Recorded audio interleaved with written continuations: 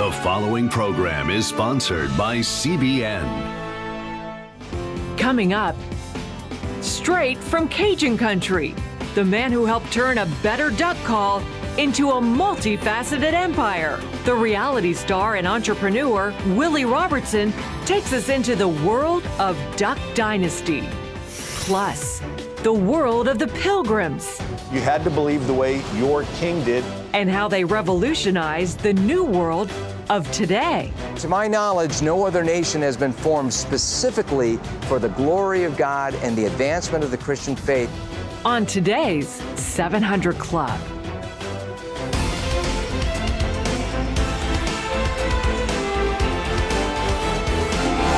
Well, welcome to the 700 Club. The Democrats are hanging a lot on this so-called Mueller investigation. Let's not interfere with the Mueller investigation.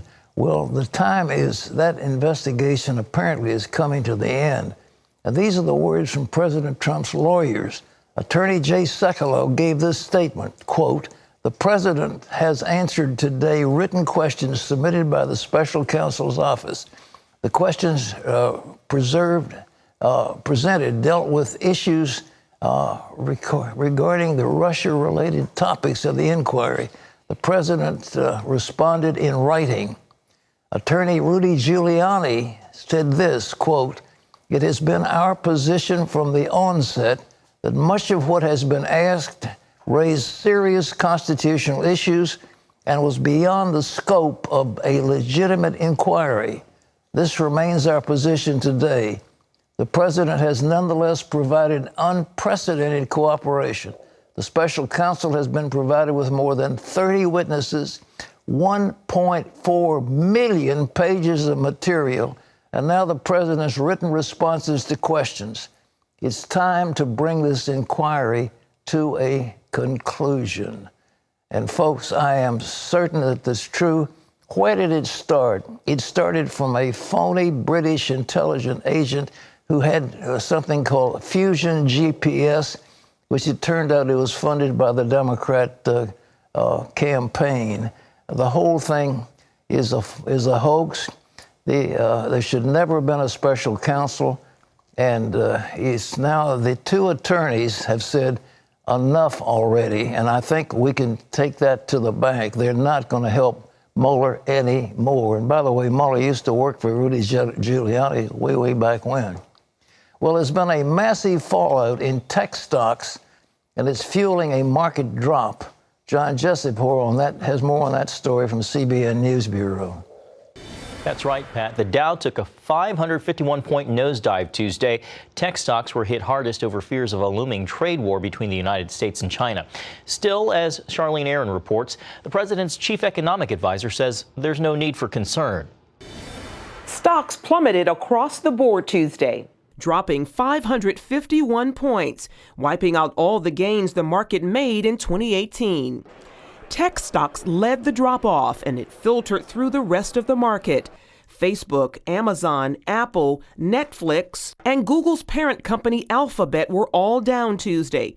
Those companies losing a combined $822 billion in market value since August. Technology companies are down again today. Oil prices are falling again. Today we also have weak results from a couple of different retailers. National Economic Council Director Larry Kudlow told reporters he isn't worried. You got roughly a month left in them, so we'll see how the year ends. I will say, as it did earlier, economy is very sound. Observers say global fears of a U.S. trade war with China are fueling the market's drop.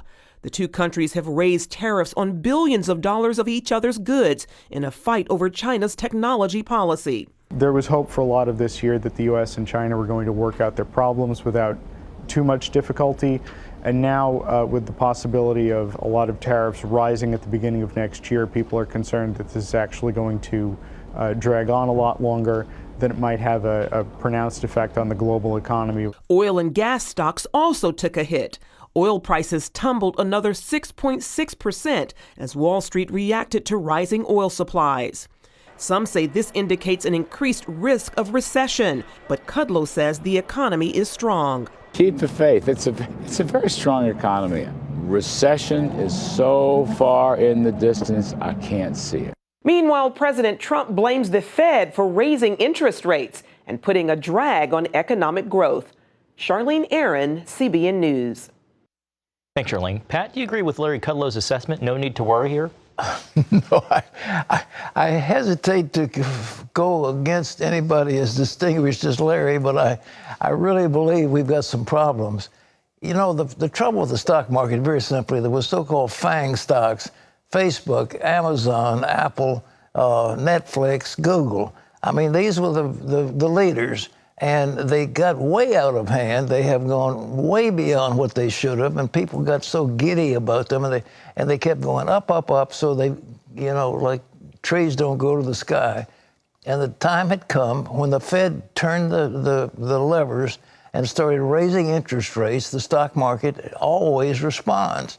And it dropped, and it has continued to drop. Well, what is long range? The United States dollar is the strongest currency in the world, far and away above anything else.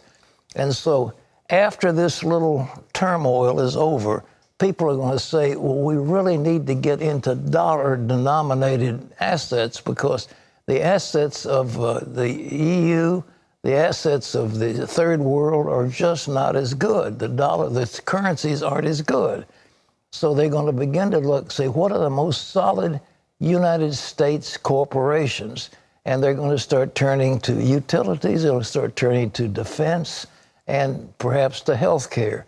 And so there's certain sectors that are going to go up nicely. The oil has surprised us all, but it has dropped dramatically, and I don't think there's any manipulation on it. But I do think, for example, there's one stock that I am very pleased to say I have obtained a number of shares. It's called Next Era Energy. It owns a regulated utility, Florida Power and Light down in Florida. It's a regulated utility. Plus, they own probably the best collection of wind and solar companies in the world. So the two together make a real nice combination, and the stuff's going up. So, you know. All those gains that we made. Bye-bye. Well, I wasn't into any of those gains, so I missed it. But I like something a little bit different. But it was too frothy, you know. When it gets that way, you're going to have a sell-off. But I do think what I said is going to happen. The dollar is going to ride strong in the next several years. And third world stocks, the emerging market, are going to go in the tank. And people are going to say, let's get our money and put it into the best American corporations. So that's where you ought to be, not speculative, not in these little things, and not on these high PE stocks, which are just way, way oversold. John. Well, Pat, senators on both sides of the aisle want the president to share who he believes is responsible for the murder of Washington Post columnist Jamal Khashoggi. Republican Senator Bob Corker and Democrat Robert Menendez, who lead the Foreign Relations Committee, sent a letter to the president Tuesday night. It came in response to the president saying the U.S. might never know who ordered the killing and won't impose any more sanctions on the country or its leaders. The president called the killing a horrible crime, but insisted Saudi Arabia is an important regional and economic ally.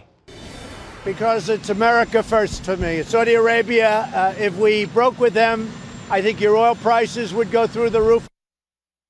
U.S. intelligence officials have said they believe the Saudi crown prince was involved in Khashoggi's killing. President Trump said the crown prince and the king strongly deny it. The U.S. has sanctioned 17 Saudi officials suspected of being complicit in the murder. And Pat, critics say those sanctions just aren't enough. You know, I really love our president. I appreciate what he's done. But he is allying himself with one of the most vicious thugs on the planet.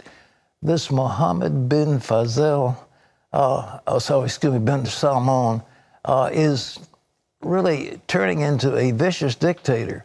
There is no question that he turned those people loose on Khashoggi.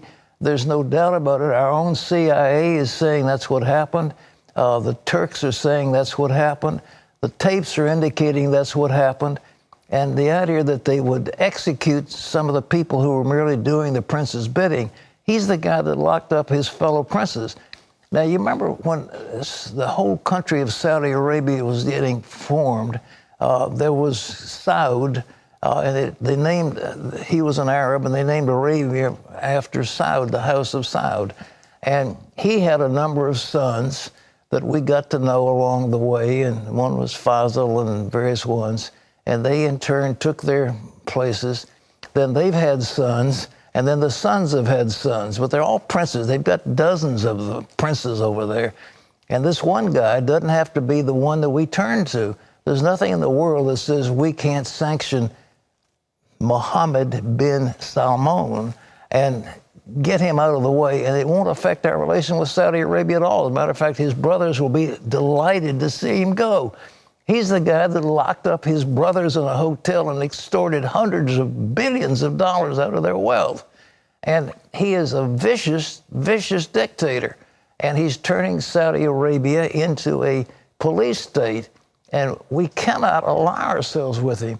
So I hope our dear president will open his eyes and say, this one man is not responsible, will not affect the oil coming out of Saudi Arabia one iota. John.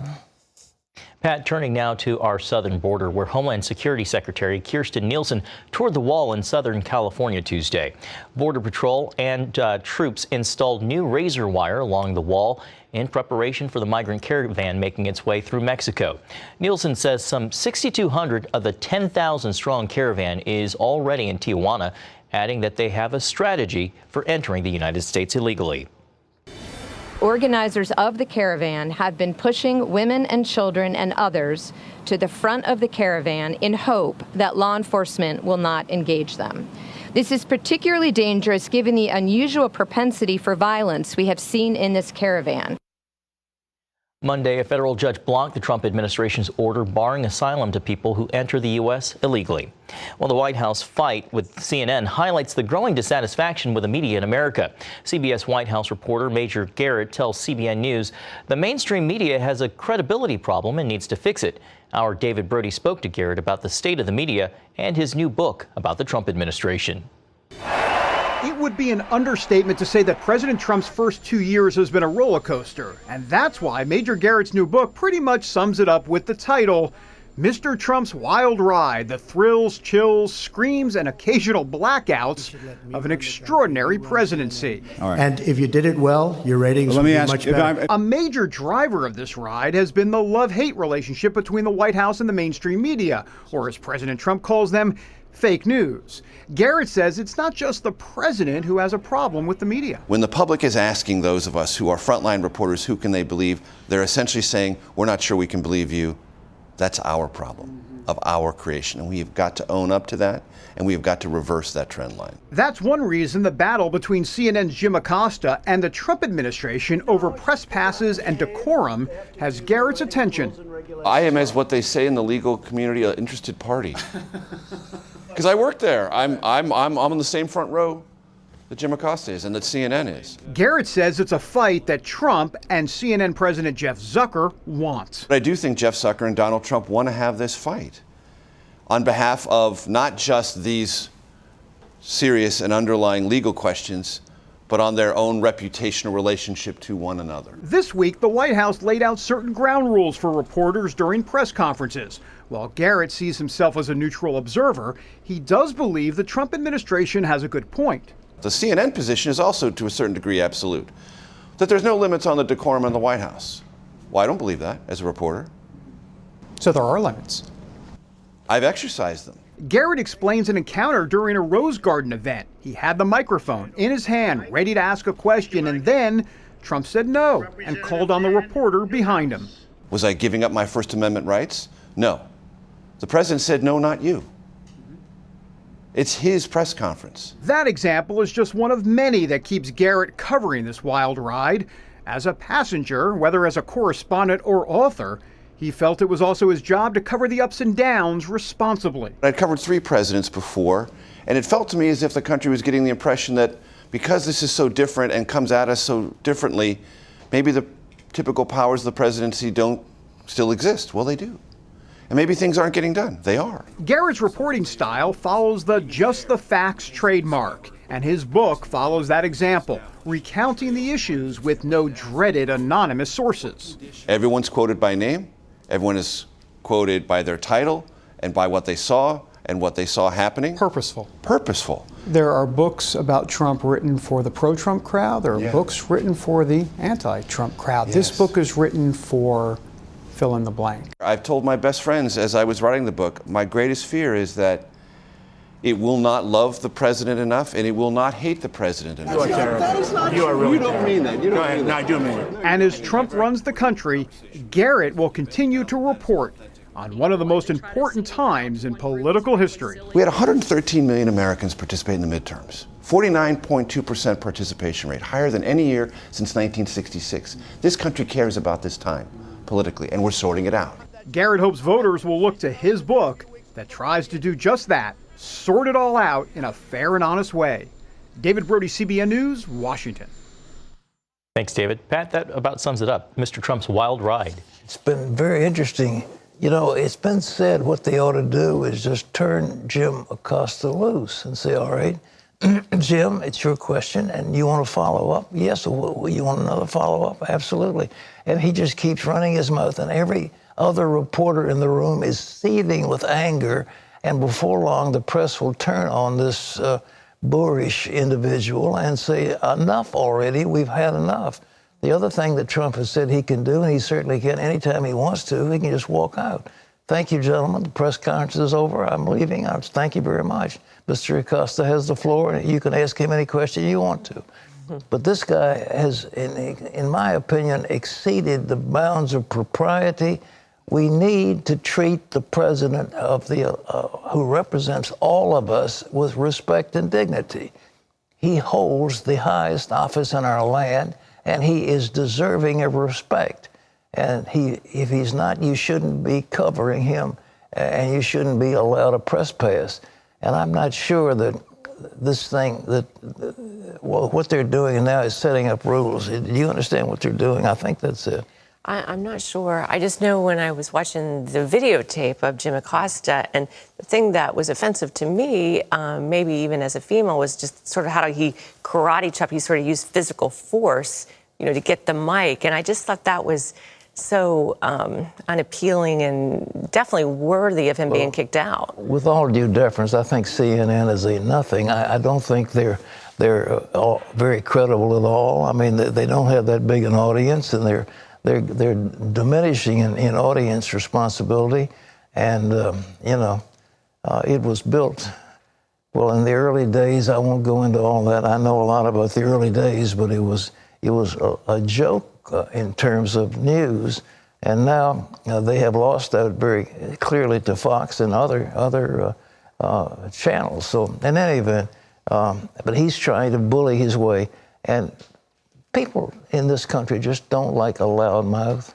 They really don't like a loudmouth bully, and that he's just trying to get attention. Yeah, well, I liked what Major Garrett said. Yeah, well, Major Garrett is right. Yeah. Good book, Major. I hope a lot of people read it. John? Pat, more Americans are traveling this Thanksgiving holiday, and that's thanks to low gas prices. Some 48 million people are expected to be on the roads. Another 3 million predicted to travel by plane. In some areas of the Northeast, snow and rain could snarl traffic, and temperatures on Thanksgiving Day will hit near record lows, dropping down to the low 20s in some places. Joe Bastardi of Weather Bell Analytics told CBN News steady winds will make it feel even colder. He also predicted stormy winter weather will kick in as the weekend comes to a close. The wind chills of this are going to be below zero during the day Thursday. The wind chills of 5 to 10 degrees for the Macy's Day Parade. I do think there's a chance that we see a blizzard, though. Nebraska, Kansas, Iowa, Sunday into Sunday night. So the end of the weekend out there gets real rough, and the pattern, once we get by Thanksgiving, at least through the opening 10 days of December, looks cold and stormy for much of the United States. Joe did end, though, on a positive note, saying in days ahead, California will get enough rain to put an end to those wildfires. Welcome news for those Californians. Pat, back to you. And the bad news, with the rains comes flooding. So mudslides. They can't mudslides. They can't win. But anyhow, Job has started, he called it right, and it's happening. But my, can you imagine those people in scanty costumes trying to get into that Macy's Day Parade when the wind chill may be in the single digits? Is horrible. When I was 17, my first trip to New York was the Macy's Day Parade on a Thanksgiving, of course, and it was the coldest Thanksgiving. And it was fascinating, though, but it can get so cold because you're right on the water there in New York. And when that wind goes through those high rises and you're standing there and you're not fully dressed. An unhappy little girl, or were you miserable? Well, I was freezing, but thrilled. I'm a little girl from West Virginia, and all of a sudden I'm in New York City, so it was fascinating. Right. Well, coming up, the mad dash to settle North America, from the Protestant Reformation to the advancement of Islamic radicalism. You'll see what led to the Pilgrims embarking on their history-making journey to the New World after this.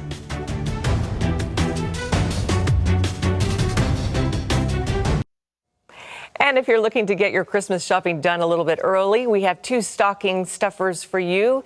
For a special gift of $25, CBN will send you a special rendition of Charles Dickens' A Christmas Carol, as recorded by our very own Pat Robertson. Listen as Pat brings to life the classic characters of Bob Cratchit, Tiny Tim, and yes, Ebenezer Scrooge. Plus, you'll also receive CBN Documentary's latest release, Christmas, the story behind the traditions. You'll go on an epic journey around the world to see how the celebration of Christ's birth became the biggest holiday on the Western calendar. So give us a call, 800-700-7000, or log on to cbn.com. And don't forget, supplies are limited, so order now and get yours in time for Christmas. Pat, you really enjoyed recording that, didn't you? It was more fun. I mean, the copy was so delightful, but I read it the whole story through, and I'm a pretty good Scrooge. Well, when you're acting. When I'm acting, yeah, but it was great. I think people really enjoy it. You know, my throat was kind of giving out. They gave me a lot of honey to drink, but it gave me that raspy sound that came through when I was talking about the ghost of Christmas past and all that stuff. But it was fun. I think people will enjoy it.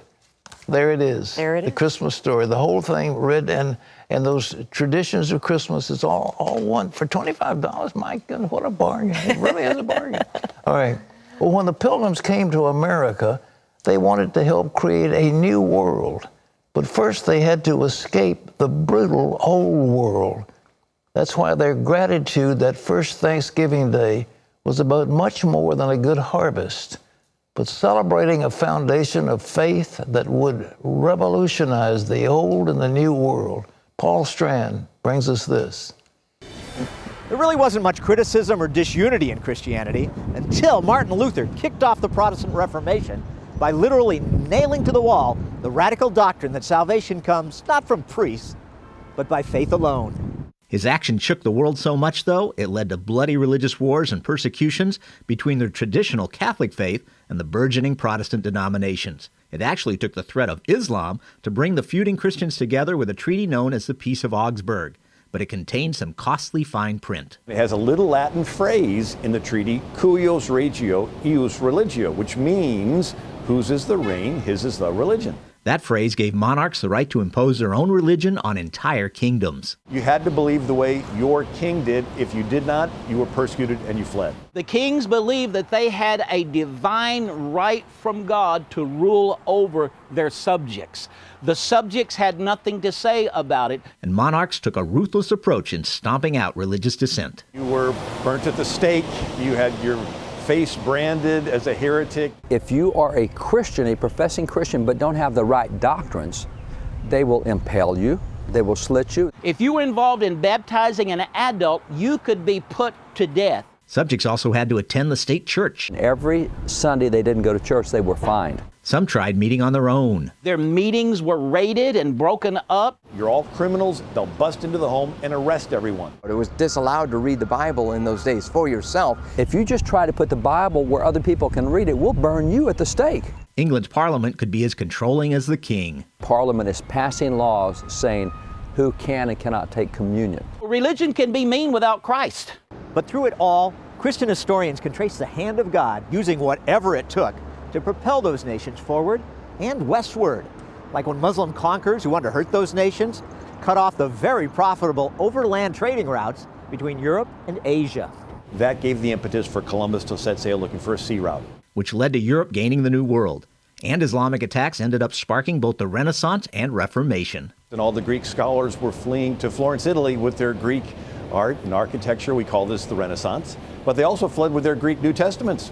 And so this reinterest in the original language of the New Testament laid the foundation for the Reformation. Some believe God used nature to alter historic events. For example, during the Battle of Lepanto in the 1500s, the commanders of Europe's Holy League turned to prayer as a huge Muslim fleet appeared ready to defeat them. While they're praying, the wind changes 180 degrees. The Muslim sails go limp, and the Holy League sails fill up, and they crash in, and they capture or sink 200 of the 230 Ottoman Turkish ships. Or when the mighty Spanish Armada was about to crush England and likely the rest of the Protestant world. The hurricane came, and it smashed the Spanish Armada to pieces. Philip II said, "I sent my Armada to fight England, not God's winds and rains." Once the Spanish Armada sunk, the other countries of Europe are not as afraid of Spain as they used to be, and it's this mad dash to settle North America. Among those settlers, the Pilgrims, who just wanted to serve Christ in their own way and had given up on England ever allowing them the freedom to do so. And they wanted to pursue God. A goal that laid the foundation for a new kind of country.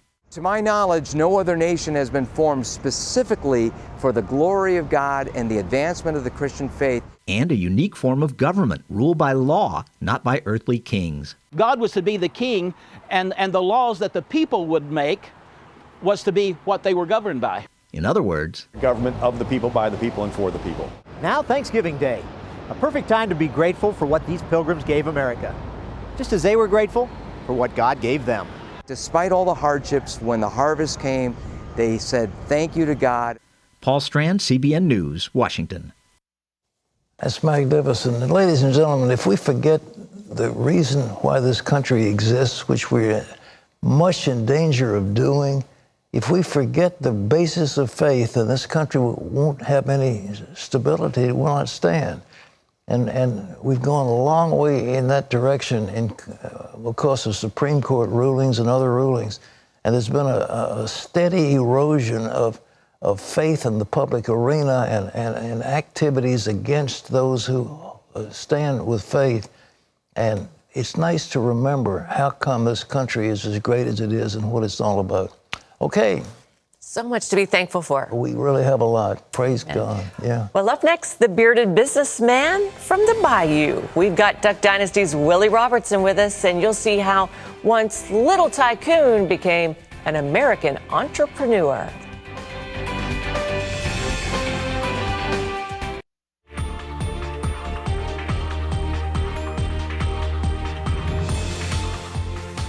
Well, believe it or not, there was a time when the family behind Duck Dynasty was facing its own swan song.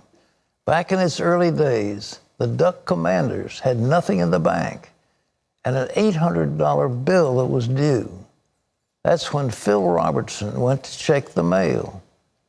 And Phil found in the mail a strange letter, and it enclosed a check from Japan for exactly $800. But that unexpected check literally saved the family business and led to them becoming American entrepreneurs. Willie Robertson's entrepreneurial efforts started in grade school, but when his candy business got shut down, he turned his attention to his dad's fledgling business, Duck Commander.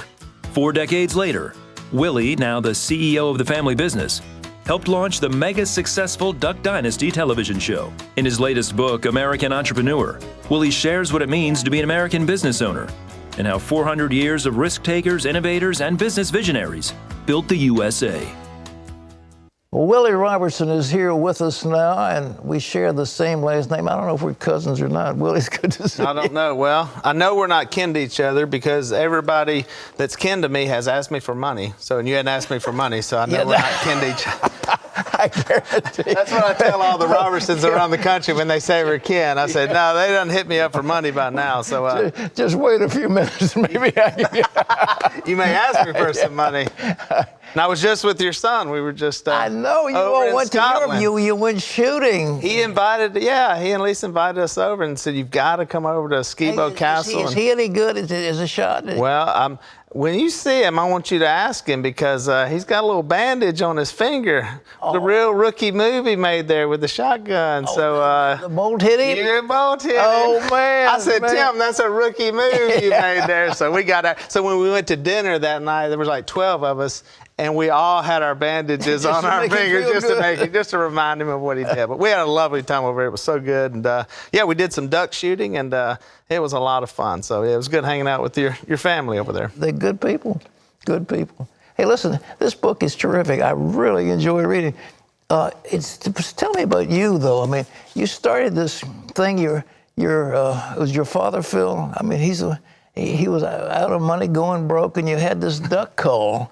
What was going on? You duck commander? What was that? So my father was he was a smart guy. He had his master's degree, played football at Louisiana Tech. He started ahead of Terry Bradshaw, and so I wasn't there. I don't know how good he was, but I'm assuming Terry Bradshaw was the #1 pick in the NFL draft in 1970, so I'm assuming he was pretty good.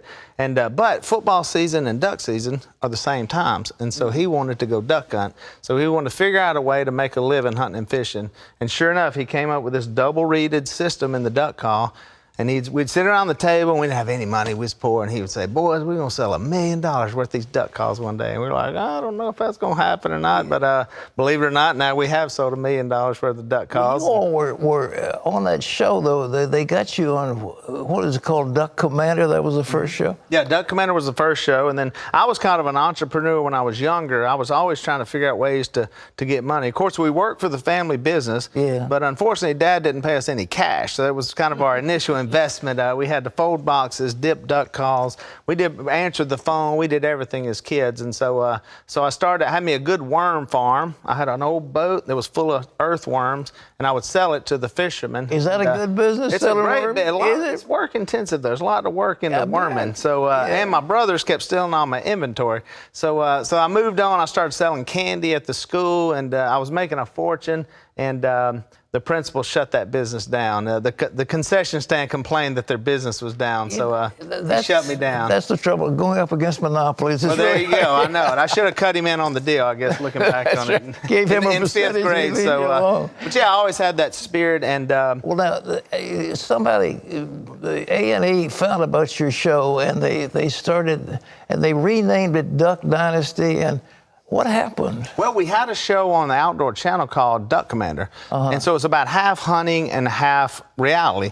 And so a producer in Los Angeles saw that show, and he knew who we were because he was kind of a hunter, and he called us, sent an email to the general information box at our company and just said, I'm a producer in Hollywood. I'd love to talk to you. I got on the phone with him. We made a sizzle reel. A&E saw it. Made 2 pilots and loved it, and they said, I think there's something here, family, because they had just seen photos of us, and we didn't look real family-oriented or funny for sure, but what they got, they said, we think we got something way bigger, and made those 2 pilots. They picked up 13 episodes that first year, and we were off to the races. Well, you started, I mean, you had like 8 million viewers, and then you went to 10 million or 11 million. It was big, yeah. I think we ended up reaching the most watched reality show of all time, and we beat Jersey Shore, I believe, so it was good. I thought that was good for America. And it was actually my mom and dad's wedding when they renewed their vows was the episode that did that. That was the most watched show. And so well, you all were a Christian family, and you always had prayer. You sat around the table and prayed and gave glory to the Lord. We did, and when we put the prayer at the end of the show, we really didn't think much about it, because that's what we do, and it just didn't seem like this big overt action. But you know, across the country, and if you think about it, Pat, all over the world, that show came in, and as people invited us into their living rooms for their families to watch, we've got that prayer right there on TV. And for a lot of people who didn't do that or didn't even know what we were doing, for that prayer. And so it's so special to, Phil kept wanting to, well, actually, that's the joke that I always told Phil. Phil kept wanting, he said, Willie, we need to preach more on this show. I said, Dad, it's not. I said, this ain't the 700 Club. This ain't Pat Robertson. That was my joke I always use. Actually, I get to tell it right here. It's pretty neat. Yeah, well, we do pray on the show. I said, well, we'll give them a prayer. You know, I said, Phil, we can't take the 30-minute show and just make it into a sermon. Sure. I said, we'll give them a little bit, and if they want more, we'll write books. They can come see us speak, and we'll certainly give them more. But yeah, Phil had a radical come to the Lord when he was like in his late 20s. He was a terrible guy. He was very worldly and came to the Lord. And I mean, when he came in, it was kind of like the Apostle Paul. He did everything but change his name, because he just went from darkness to light. So we saw that growing up as kids. And I actually went to seminary. My two other brothers, we thought we was going to be preachers. I know we looked like preachers. You went to seminary? Well, I did, yeah. Did you graduate from seminary? I did. No, actually, I went 1 year. 1 year? It was a 2-year program. Okay. Well, no, because I was dating who is my wife now, and she says, well, Willie, I got to go to college. And I said, well, I'm here in seminary. And she said, well, I got to go to college. And I said, okay, I'll go to college with you. So my backup plan was that.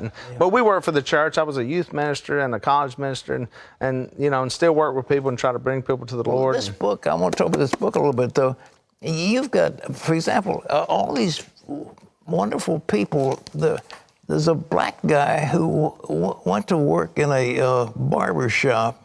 You remember about him? You talking about Reginald Lewis? Yeah. Reginald, that did or John Merritt. No, you may be talking about John Merritt. The black guy, he started out working in a John barbershop. Merritt, that really gathered in, because that's where he started, was barbershops. And at the time, for African Americans, there wasn't a lot of opportunities, and so 1 turned into 6, and 6 turned into more, and he ended up providing insurance for African Americans. And this is a time when they were still lynching and stuff, and it was he was a great inspiration, and really helped move the African Americans on into business, where they could say, hey, we can be in business too. Well, you've got these guys who've really made fortunes, these entrepreneurs. We did. We highlight so many. Some of them, they had odd jobs. Some of them kind of like us. We were selling duck calls. Frederick Tudor sold ice, and he was shipping ice before refrigeration, before electricity. He shipped like a 16,000-ton block of ice from Boston all the way to India. Come on. And it made it. And it didn't melt, isn't that? I mean, so those kind of stories were amazing. And we talk about, of course, Rockefellers and where we were at, Skibo Castle, and that's where Carnegie was. That's where he vacationed. And so when you're over there, you see these statues of Carnegie. And we actually, but when I planned that trip, when Tim invited me, I didn't know that he was, in the book, it just all worked out. So it was neat to actually see it. Well, he was the richest man in America at one time. Oh, he was, and gave a lot of money away. Yeah. Wrote the Gospel of Wealth, and so he really started that movement of, hey, we need to give stuff. Rockefeller, obviously. Rockefeller said he almost had a nervous breakdown trying to give the money away. He said it was harder than even running the business. And of course, Standard Oil, you talk about the monopoly, he had pretty much every oil company there. Well, he said competition is sin. Mm-hmm, yeah. And he sat when he was a kid, and he heard a preacher, a Baptist preacher say, I challenge you to go make as much money as you can, and then I challenge you to give as much money as you can away. And as a child, he heard that, and that really shaped his life. And so he kept doing that. And of course, it keeps going today. Bill Gates and Warren Buffett, and still giving this away. So it was interesting seeing how a lot of them did give back and wanted to help their country and help other people. So. Well, this book, it's really, folks, I tell you, I like books. I've written a number myself, but this is a very interesting book. It's loaded with and I'm giving this, all the proceeds on this one are going to charity, and because it was entrepreneur, and that's when I got out of working for charity stuff in the church. And when I wrote this one, I said, I'm going to give this one to charity. And so, because this is what, this was the job of it. And this one I wanted to give back myself. And so I was inspired by some of the people in there. Well, it's amazing, some of the people. This is a great country, isn't it? Really. And there's still opportunity. And we were so poor when growing up, we had nothing. And when I was selling candy at the school, I never knew one day I'd, be sitting and doing what we're doing now. And so, I give all the glory to God, and we give glory to God, but it is our country that makes it. Is it still Duck Commander? What's Duck Commander's still there. Half our warehouse is now a tour, and you can go, fans that come by, they can go look, and we've got stuff from the show in there, and still run the business. And what do you sell? What do you sell besides this Duck? Well, now we sell T-shirts and hats, and we sell all kind of stuff, little things that people can buy. And so a lot of people, because they've watched the show, want to come by and buy a little piece of it and get something there. But business still good. People are still duck hunting, and I got guys like your son. He's buying duck calls, so I still got to sell stuff. I still got to sell stuff. So, The business is going real well, then. It's going good. Yeah, it's going good. It slowed down since the show, which is kind of good. That was like hanging on to a freight train for a while. I guess it was. It was hot and heavy there, and trying to film the show and run this business, and but God is good, and it was what a time. We filmed that show for 5 years though, so it was a lot of. It was a terrific show. A lot of. Talk about your Uncle Si, by the way. You thought he was a loser, but you kept him on. I thought he was a loser. I don't know that I said the word loser, but I thought he was bizarre, I guess I would say. But actually, the first move I made when I came and became the CEO, and I met with Dad, and I said, Dad, we need to let Uncle Si go. I love him, he's my uncle, but we're trying to conduct business meetings. He's sleeping on the couch during the because we ran the business out of our home. And he said, no, you let Si, he's all right. Don't let him go. And so I was like, man. And so we kept him. And little did I know, Si was going to be the star of the show. And this very guy I tried to get rid of. And so that shows how smart I was. But Si's still there. And Si's got a music career now. Si and the Psychotics, and they travel around singing music. And really? Yeah, the Psychotics. Yeah, it's bizarre, but that's what he wanted to do. And I said, hey, God love you, man. Go, get out there and do it. Did you all script that show? You just kind of whatever came to mind? Well, I always say it's kind of guided reality. So much like showing up here. Today I knew I'd be here. I knew I'd be talking to you. Now what we'd be talking about, who knows how it goes. So it's kind of the way it is. Like you kind of know where because you got to have cameras set up, and so you kind of know where you're going to be. But you all just went there. I mean, you build a duck blind, you go out. Well, events would happen. Like my daughter was, her first date and first prom, and so those events would happen while we were filming, and so we would just make a show around that and see what came out of it. And it was a lot of fun. Is the show's over now? I mean, show's over. Yep, show's over. We've been off the air for about a year. We've been still run the business. I speak a lot. Actually, a lot of us speak a lot and go around, and we've been traveling a little bit more. Dad's got a show on CRTV. It's called In the Woods with Phil. And come on. It's about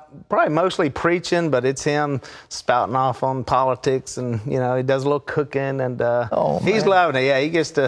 I said, Phil, you said you're going. He said, I'm going deep in the woods. And I said, yeah, but you're taking a bunch of TV cameras with you. That defeats the purpose of going deep in the woods. But he's got that show, and a lot of people watch that show. So yeah, we're staying busy. Well, I'm glad you are. Well, ladies and gentlemen, this book, I really want to recommend it. Phil is too modest, but Willie, it's a tremendous book of stories of all kinds of entrepreneurs, Indians. In the end, we talk about our faith and talk about the entrepreneur's code. And then we quote a lot of scriptures at the end, because really we can't separate our business really from our faith. And so that's why we wanted that in the book, was to really talk about our faith and how much that means to us. And scripturally, for whether it's your business, your marriage, whatever it is, the guidance is there. And so it doesn't separate. I'm not one way at work and then I'm another way, somewhere else. So. Well, here these guys are. You got pictures of some of them here in the. Are these your cars or somebody else's cars? What is that you're looking at? No, that's our early 1900s. It's Madam C.J. Walker. She came up with a hair tonic. She lost her hair, now she's from Louisiana, which was interesting. Yeah. But she used that hair tonic, and her hair grew back. And she said, "I got something I can sell here." So she started doing demonstrations all around the early 1900s and made a fortune. That was in New York City, and her driving a car. So, right out of Delta, Louisiana, grew up poor as she could be. So. Good for her. Those are the kind of inspiring stories, and I think people will be inspired by it. Because different ages, too. People were different ages. Walt Disney, he had failed a couple of times, went bankrupt, and Ray Kroc walked in a hamburger store and was like, "I think this will work." And he was 52 years old, and Cornelius Vanderbilt dominated the shipping business. That's right. He was almost 70 years old and said, "You know what? I think I'm going to get into the railroad business." And then within a few years dominated that at almost 70. And at that time, that was just an accomplishment just to make it to 70 years old, at that time. So, just some great stories, and then a lot of stories about how they give money back to people. And so, it's a collection of a lot of different things. Any secret that you want to share before you? I'll tell you the secret. For us, it was about being patient and just being content. I think today people lose that, and they want it so fast. And, when Duck Dynasty came out, people said, "Willie, what's it like being an overnight sensation?" I said, Well, Dad started the company in 1972. It's about 40-something years. I don't know what your idea of overnight is. It took you that long to know who we are, but you got to be patient with it, stick with it, and you may fail once or twice and keep going. Amen. Well, it's called American Entrepreneur, 400 years of risk takers, innovators, and business visionaries, and it's available nationwide. You can get it Amazon. Where can you get it? Yeah, you can start at Amazon. You can get anything at Amazon, but wherever they sell books, bookstores. And they sell everything. Saturday is Small Business Saturday, so you can go out to your local bookstore and get it there. But pick one. I think it's a good Christmas gift, and you got somebody younger, or you got a grandkid, or you got somebody that says, "Man, I need to." Hopefully, one of the stories will hit, and give them a little encouragement. Well, it'll do it. Willie, thank you so much. God bless you. So good to meet you. It's my first time in studio, so I was glad to finally. I'm glad you were here. We talked about you. I know. I've been on the show a lot, just hadn't been here. So. All right. Wendy. All right, fascinating interview. Two amazing Robertsons right there. Well, still ahead, a supersized edition of your questions and honest answers. Debbie says, our son thinks we're toxic. He won't speak to us. Would it be wrong if we just wrote him out of the will?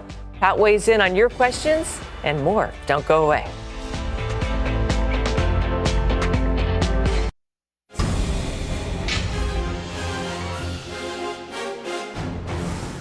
Welcome back to Washington for this CBN News Break. Pakistani Christian Asia Bibi remains in great danger as she awaits asylum. Senator Rand Paul is calling for President Trump to grant the wife and mother asylum here in the United States. He's also repeating his call to suspend foreign aid to Pakistan until she's out of the country and truly free. The United Kingdom recently denied asylum to Bibi, fearing for the safety of its staff at the UK's consulate in Pakistan. Bibi spent 9 years in prison and faced the death penalty after being convicted of blasphemy against Islam's Prophet Muhammad. Pakistan's Supreme Court acquitted her last month. Well, a federal judge in Detroit has declared a law protecting young women unconstitutional. Currently, female genital mutilation is banned worldwide and has been outlawed in more than 30 countries. But U.S. District Judge Bernard Freeman says Congress does not have the authority to make it a federal law. The decision comes after 2 Michigan doctors were charged with performing the procedure on minors as young as 7. The judge's decision has essentially dismissed those charges. Currently, 27 states have laws that criminalize the practice. Well, you can always get the latest from CBN News by going to our website at cbnnews.com. Pat and Wendy will be back with more of the 700 Club right after this.